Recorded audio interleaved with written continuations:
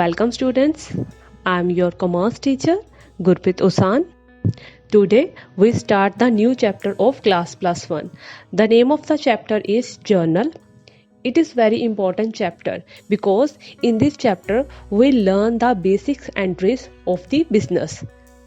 Let's start the new chapter. It is very interesting chapter. So don't worry. The first thing is in the mind of every student is that what is journal? The simple meaning of journal is one of the basic book of original entry. In this book, we record all the business transactions of day to day.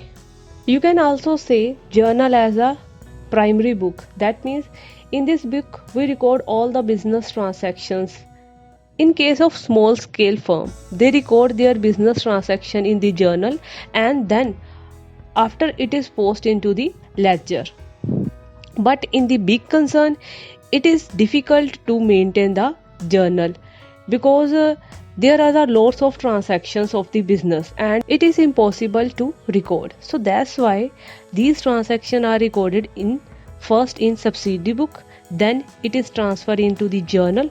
After that, it is posted into the ledger account. Now the question is arise, what is subsidiary books? Subsidiary books is also known as the special journal or day book. In case of a large number of transactions, one person or a single person cannot record all the business transaction in time.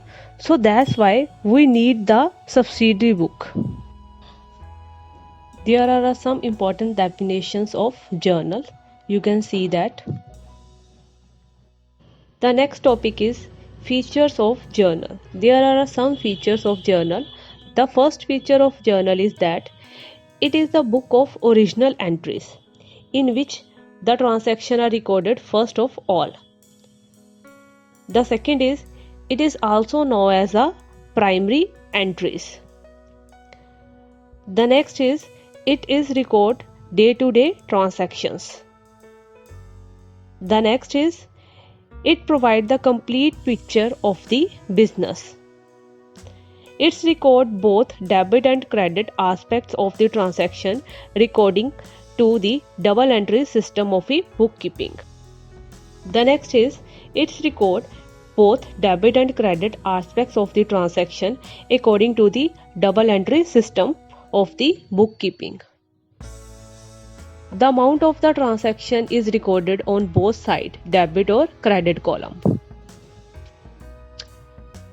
Each entry in the journal is followed by the brief explanation of the nature of the transactions, which is called as a narration.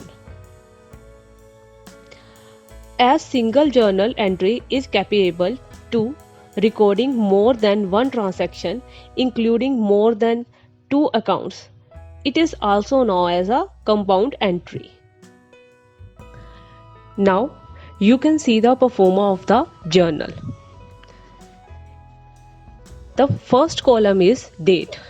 In this column, we mention the day, month and year.